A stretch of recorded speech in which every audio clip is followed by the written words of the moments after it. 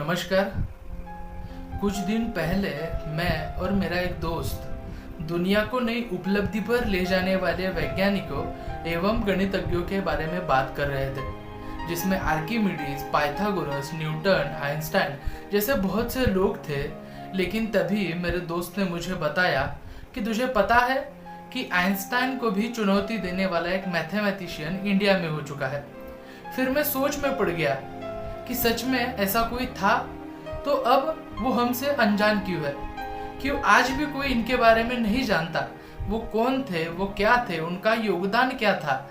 ये सभी सवाल मुझे सोने नहीं देते थे। इसीलिए मैंने ढूंढा और मुझे जो मिला वो सब आपके साथ में आज साझा करने जा रहा हूँ।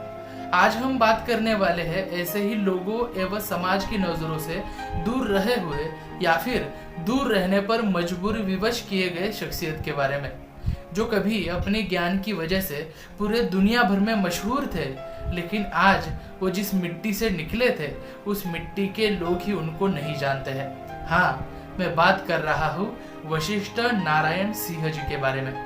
वशिष्ठ नारायण कौन थे, उन्होंने क्या किया था, आगे जानते हैं। बिहार के भोजपुर जिले के बसंतपुर में 2 अप्रैल 1942 को जन्मे डॉक्टर वशिष्ठ नारायण सिंह ने पटना यूनिवर्सिटी से एमएससी की पढ़ाई की थी।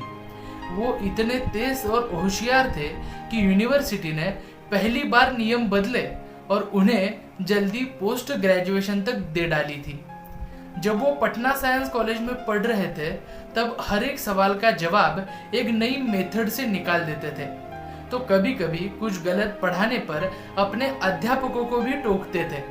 और इसी वक्त उन पर नजर पड़ी प्रोफेसर जॉन केली की और शुरू हुआ सफर बिहार के छोटे से गांव से आए वशिष्ठ से डॉक्टर वशिष्ठ नारायण सिंह तक का।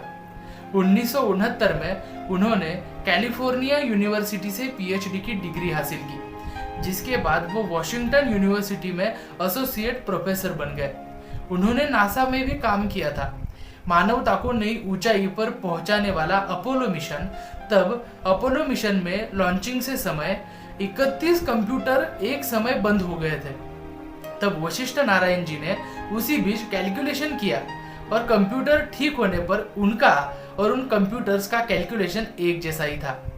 लेकिन आज दुख की बात यह है कि इस देश को ही उनके बारे में पता नहीं है। फिर उन्हें अपनी मिट्टी, अपने देश की याद आई और 1971 में वो भारत लौटे। और भारत लौटने के बाद उन्होंने IIT Kanpur, IIT Bombay, ISI Kolkata में नौकरी की। 1973 में उनकी शादी हो गई। शादी होने के बाद एक दिन उनकी पत्नी को पता चला कि वो हर रोज कोई दवाई ले रहे थे और फिर उनकी मानसिक बीमारी का खुलासा हुआ। हाँ, वो बीमारी थी स्किज़ोफ्रेनिया, जिसमें इंसान वास्तविकता और कल्पना के बीच का अंतर समझ नहीं पाता, सब कुछ भूल जाता है। और इसी बीमारी के चलते आखिर उनकी पत्नी ने भी उनसे तलाक ले लिया। तब वशिष्ठ नारायण ज्यादा हिंसक होने लगे। यहाँ से वशिष्ठ की लाइफ का यू टर्न शुरू हो गया। घर वालों ने परेशान होकर उन्हें मेंटल असाइलम भेज दिया। जो कभी गणित की दुनिया के सरताज हुआ करते थे, वो आज असली दुनिया को समझने की ताकत भी खो चुके थे। फिर मेंटल असाइलम में उनका इलाज हुआ और धीरे धीरे उनकी हालत में सुधार आने लगा। कुछ सालों बाद जब उनके पिताजी का देहांत हो गया, तब वशिष्ठ नारायण अंतिम संस्कार के लिए घर आए थे और असाइलम वापस लौटने से उन्होंने तब मना कर दिया। हालांकि उनकी स्थिति में सुधार था तो अनुमति भी मिल गई और उन्हें असाइलम में डिस्चार्ज कर दिया गया। उनके बड़े भैया मिलिट्री में थे और उनकी पुणे में पोस्टिंग थी, तो वशिष्ठ नारायण अपने भाई के साथ रहने के लिए पुणे चले गए। 1979 में वे चेकअप कराने के लिए अपने बड़े भाई के साथ रांची जा रहे थे, पर फिर बीच रास्ते में वो ट्रेन से कहीं गायब हो गए। खूब ढूंढा गया लेकिन उनका कुछ भी पता नहीं चल पाया। 4 साल बाद गुजर गए और उसके बाद कूड़े के एक ढेर के पास बहुत ही बुरी हालत में वो मिले, अपनी पत्नी के ही गांव के पास। तब से उनके घर वालों ने उन्हें अपनी आंखों से ओझल नहीं होने दिया। फिर बहुत सालों तक उनका इलाज चला। वो घर पर अकेले ही रहने लगे। अपनी बुक पढ़ते रहते, डायरी में हर दिन कुछ ना कुछ लिखते रहते थे। क्या आप यकीन करेंगे कि जिस मैथमेटिशियन ने वशिष्ठ नारायण सिंह जी ने आइंस्टाइन की थ्योरी ऑफ रिलेटिविटी को ही चुनौती दे डाली थी, उसी गणितज्ञ को इस देश में वो सम्मान कभी भी न मिल पाया जो उन्हें चाहिए था।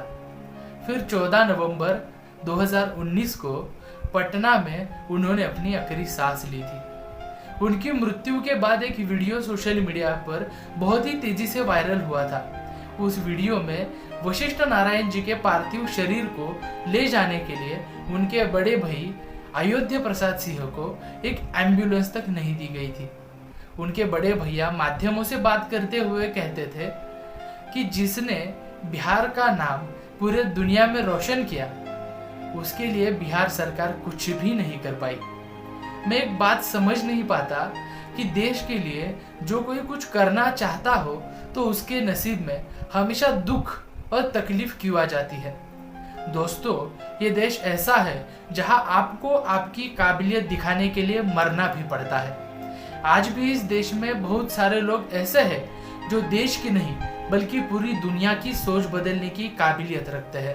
पर अब अफसोस तो इस बात का है कि ऐसे लोगों को इस देश में कभी भी वो सम्मान नहीं मिल पाता। वशिष्ठ नारायण सिंह, उन्होंने गणित के हर कठिन से कठिन सवाल का जवाब तो दे दिया, लेकिन अफसोस कि जीवन का गणित सुलझाने में वह असफल रहे।